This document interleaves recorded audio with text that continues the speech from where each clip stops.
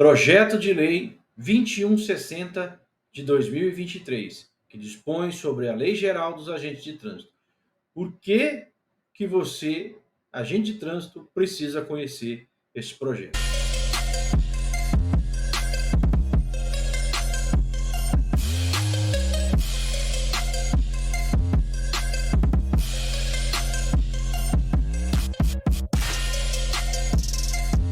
Antes de falar propriamente sobre esse projeto, até por uma questão técnica, eu queria explicar um detalhe. A partir deste vídeo, eu vou estar sempre uniformizado.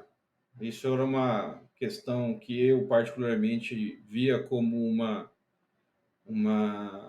um detalhe que fortaleceria a categoria, mas eu nunca tive essa oportunidade. Então, com recursos próprios, eu adquiri esse uniforme com o nosso brasão genérico, né, dos agentes de trânsito. Logo, por adquisição de recursos próprios, eu estou agora confortável em fazer esses vídeos aqui com vocês, uniformizado até para trazer uma conexão que eu acredito que seja importante dentro da nossa categoria. Pois bem, projeto de lei 2160 de 2023, que dispõe sobre a Lei Geral dos Agentes de Trânsito e o porquê que o agente de trânsito precisa conhecer isso, na minha visão.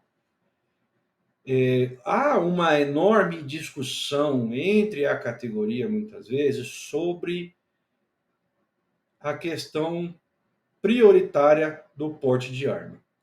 E aí a gente vai entrar aqui em dois detalhes, antes de falar diretamente sobre o projeto de lei. O primeiro é o seguinte: a categoria precisa entender que, se não formos incisivos sobre o estabelecimento da nossa categoria perante a sociedade, nós caminhamos para um definhamento da categoria. E isso é um primeiro ponto. E o segundo ponto é que nem tudo é a questão de porte de arma. Nem tudo é uma questão de porte de arma. O porte de arma, entendo eu, e aí isso é uma avaliação particular minha, o porte de arma ele se tornou para o agente de trânsito ferramenta de trabalho a partir do momento em que o agente de trânsito ele tem a atribuição que era do Estado e principalmente aqui no estado de São Paulo, aonde o agente de trânsito não tinha essa atribuição, a população não conhece o agente de trânsito com essa atribuição, e também para resguardar a sua vida e a vida de outros em alguma situação que envolva parte criminal com relação ao condutor de veículo. E aí tem a questão também que muito se equipara, na minha ótica, ao trabalho do policial rodoviário militar, né? Que é a nossa, digamos assim, uma das nossas referências para atuar no trânsito, tá certo? Então, guarda esses dois detalhes aí para você entender que vai muito além de uma simples questão de porte de arma ou não. Mas para a gente detalhar de fato esse projeto de lei, eu trouxe aqui ele na íntegra para que a gente possa ler juntamente, para nós entendermos quais são os pontos prioritários dessa lei. Então vamos lá. Primeira parte. Projeto de lei número tal, de 23, do senhor Nicoletti, dispõe sobre a Lei Geral dos Agentes de Trânsito. Artigo 1º, essa lei institui normas gerais para os agentes de trânsito, disciplinando o inciso 2 do parágrafo 10 do artigo 144 da Constituição Federal.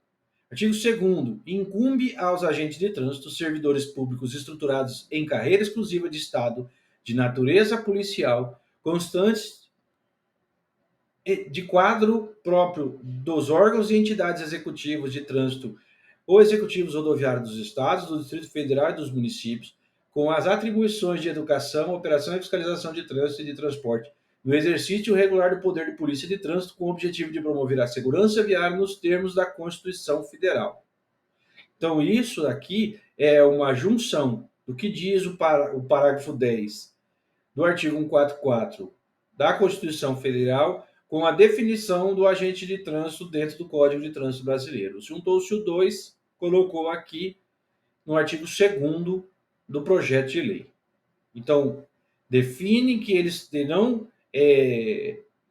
estrutura própria, exclusiva de Estado, ou seja, não é possível terceirizar, de natureza policial, por fazermos policiamento de trânsito, temos o poder de polícia, artigo 78, Código Tributário Nacional, já falamos sobre isso aqui muitas vezes, e a questão da natureza policial permite o acesso a essa questão do porte de arma também, e faz a estruturação do órgão e seus agentes de acordo com o que preconizam os parágrafos, os incisos 1 e 2 da Constituição Federal.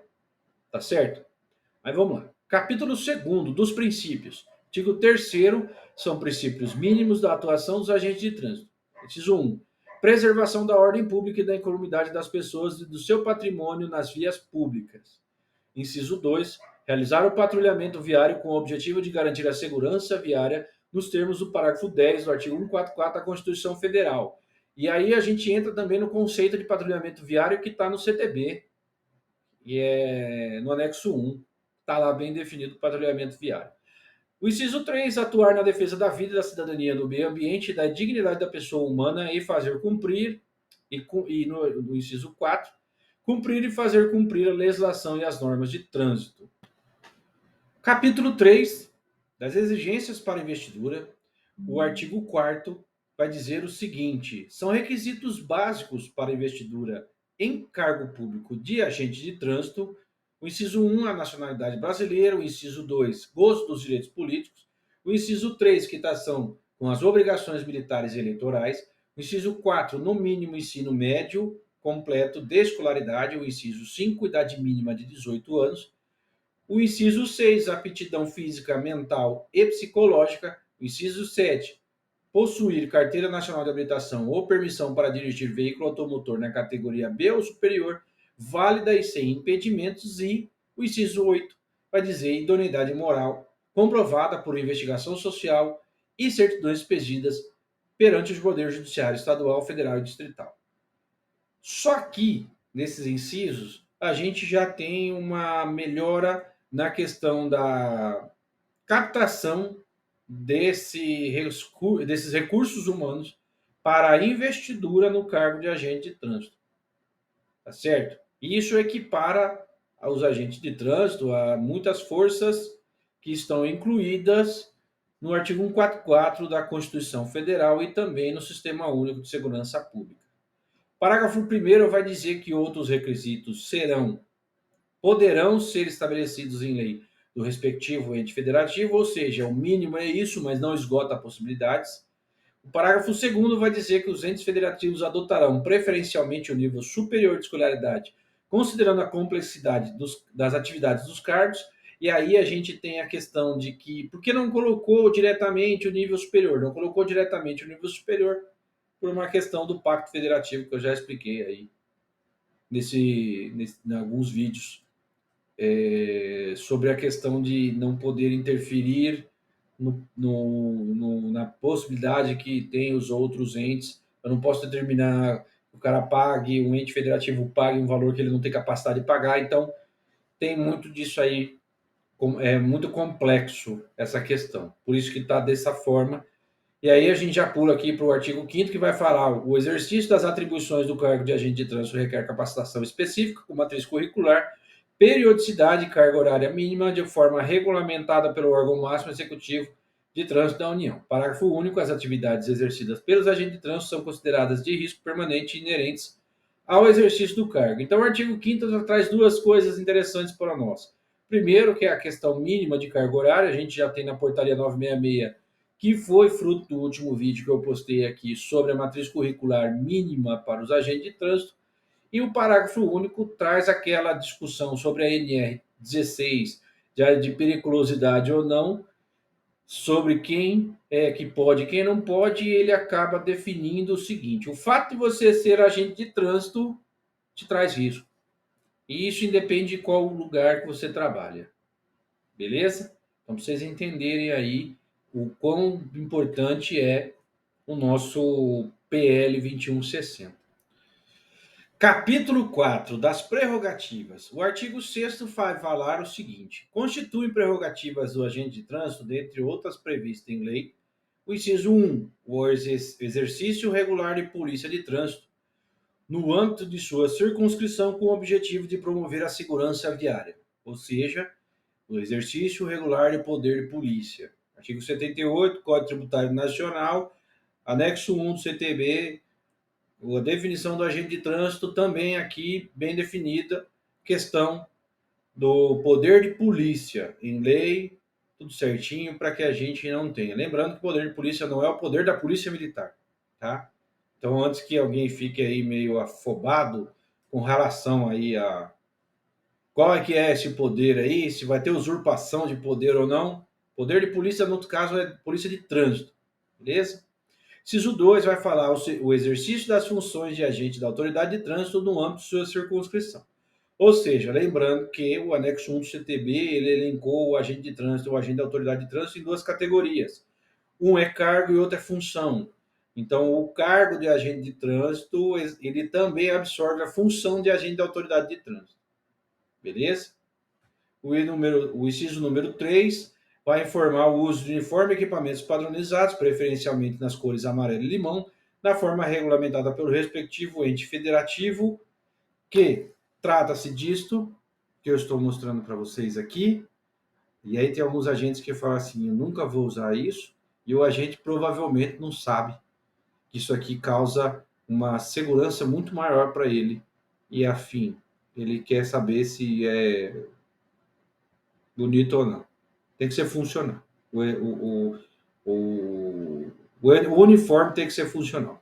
Pois bem, isso aqui, amarelo, limão, tá certo? Amarelo, limão e preto, preferencialmente. Porém, também não pode obrigar questão do Pacto Federativo, que eu já disse aqui. E o inciso 4 vai falar sobre a identificação através de documento de identidade funcional expedida pelo respectivo ente federativo, ao qual é vinculado. Isso é importante também porque muitas vezes a identificação funcional é solicitada para nós quando temos, por exemplo, que adentrar em algum projeto especial aí, ou projeto de financiamento do agente de trânsito perante os órgãos estaduais e federais, dependendo do caso, e muitas vezes a gente não tem identidade funcional, como o caso do Habite Seguro. Não é só esse o caso do Habite Seguro, o Habite Seguro também tem a questão de estar incluído no Fundo Nacional de Segurança Pública, PL 2234, se quiser a gente pode marcar um vídeo aqui. Mas o Habite Seguro, ele também exige que você mostre a identidade funcional. E se você não tiver identidade funcional, você tem que justificar de alguma outra forma, enfim. Se vocês quiserem, a gente faz um vídeo sobre Habite Seguro aqui, nesse canal, não tem problema. Capítulo 5 das disposições transitórias. O artigo 7º vai dizer que aplica-se esta lei a todos os órgãos e entidades federativos, a todos os órgãos e entidades executivos de trânsito ou executivos rodoviários dos estados, do Distrito Federal e dos municípios, existentes na data de sua publicação, cujas disposições devem adaptar-se no prazo de 2 anos. Aqui eu acredito que essa possibilidade de adaptação até 2 anos faz com que nós tenhamos, sim, muito respaldo para essa lei ser promulgada, porque isso eu entendo que foi uma brecha para que o artigo 5º do 280 tenha sido vetado. E aí, se você quiser, se vocês quiserem, se vocês pedirem aí, vocês deixem aí no comentário, que se você quiser a gente pode fazer um vídeo especificando a Lei 14.599 e o parágrafo 5º do artigo 280. Certo? Pois bem, artigo 8º, ele vai dizer a Lei 10.826, de 22 de dezembro de 2003, passa a vigorar com a seguinte redação. Para quem não sabe, a Lei 10.826 é o nosso Estatuto dos Armamentos. O artigo 6º passará a vigorar com a seguinte redação. Inciso 12. Os integrantes do quadro próprio da carreira de agente de trânsito, dos órgãos ou entidades executivas de trânsito ou executivos rodoviários dos estados, do Distrito Federal dos municípios e dos municípios. Tá certo? Aí, abrir a possibilidade de ter o porte de arma para esses integrantes também, incluindo isso na Lei 10.826. Poderá ser cedido o porte de arma, e aí vai depender muito dos órgãos, enfim. Vamos continuar aqui. O parágrafo 1º vai dizer as pessoas previstas nos incisos 1, 2, 3, 5, 6 e 12 do caput deste artigo terão direito de portar arma de fogo de propriedade particular ou fornecida pela respectiva corporação ou instituição, mesmo fora de serviço nos termos do regulamento desta lei, com validade em âmbito nacional para aqueles constantes dos incisos 1, 2, 5 e 6. Parágrafo 2º. A autorização do porte de arma de fogo aos integrantes das instituições descritas nos incisos 5, 6, 7, 10 e 12 do caput deste artigo está condicionada à comprovação do requisito a que se refere o inciso 3 do caput do artigo 4º desta lei, nas condições estabelecidas no regulamento da lei. Fazer outro comentário aqui. Aqui está dizendo o seguinte, basicamente. Primeiro, eles ficam autorizados a ter porte de arma. Segundo, a instituição ela vai ter que cumprir. Ou o agente de trânsito vai ter que cumprir o que diz o Estatuto do Desarmamento. Porém, se a instituição não quiser, não tiver como, o agente de trânsito pode fazer isso de forma particular. E aí terá direito de portar arma, e aí ele vai poder comprar a arma dele também. Tá? É isso.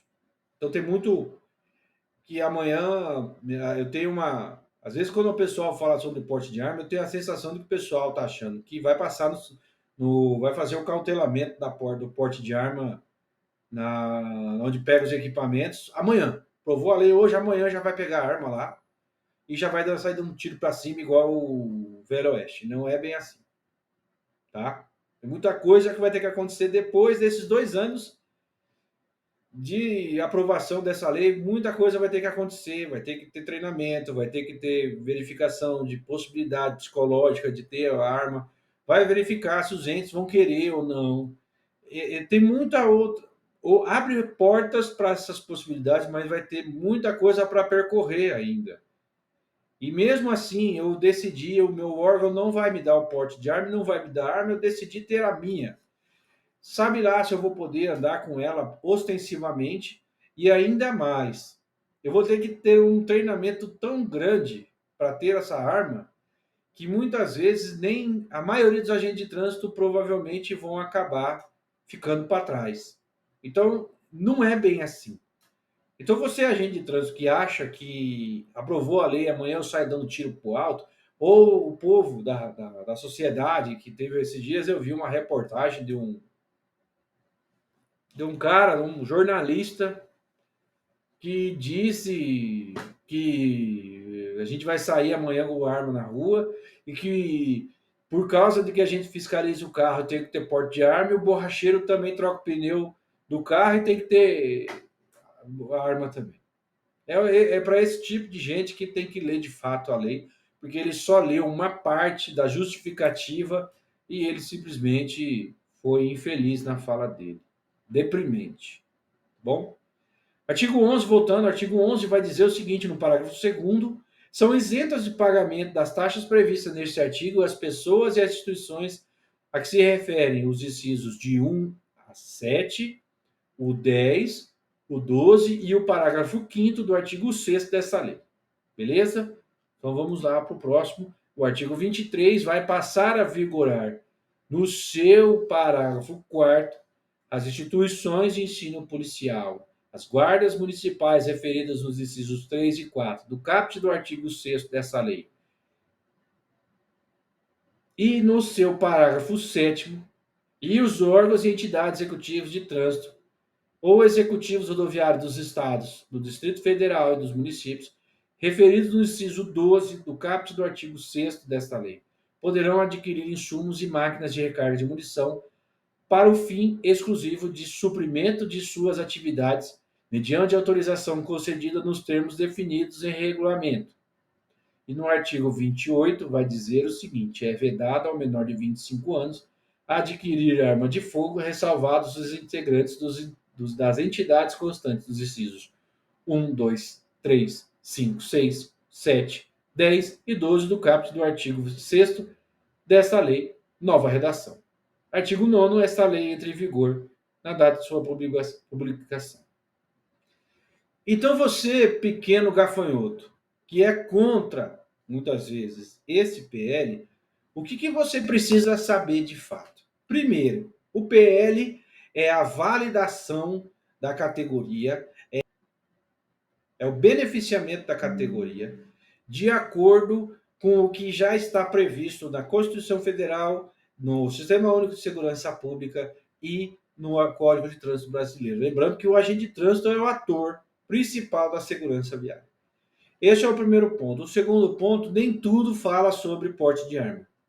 O porte de arma é uma consequência da categoria. É a partir do momento que se fiscaliza condutor e veículo, não se sabe quem é que vai encontrar lá dentro. E você precisa garantir a segurança. Além do mais, você vai acabar sabendo que no final da história você hoje faz parte do sistema de segurança pública e, apesar de específico, tem gente que fala assim: ah, mas eu vou sair correndo atrás de bandido? Não vai. Mas se precisar, vai ter que ir sim. Hoje você já precisa fazer isso de certa maneira. A sociedade já nos vê como alguém que está na rua uniformizado, está fardado, está com uma viatura, então ela já entende que nós fazemos parte de certa forma, principalmente quando precisa de auxílio da segurança pública. Certo? Então eu gostaria muito que vocês entendessem que se não houver a valorização do agente de trânsito pelo agente de trânsito, ninguém vai fazê-lo. Então, mais uma vez, muito obrigado por você ter ficado até o final deste vídeo. Lembrando que a gente está na questão de lançamento de vídeo de forma quinzenal. Então, vai ser quinzenal o próximo vídeo que a gente vai lançar. Teremos aí também, provavelmente, uma pequena pausa aí até o retorno em janeiro, mas ainda não está certo. Eu só estou deixando aqui uma possibilidade. Mas agradeço aí de coração aqueles que ficaram até o final desse vídeo e até o próximo.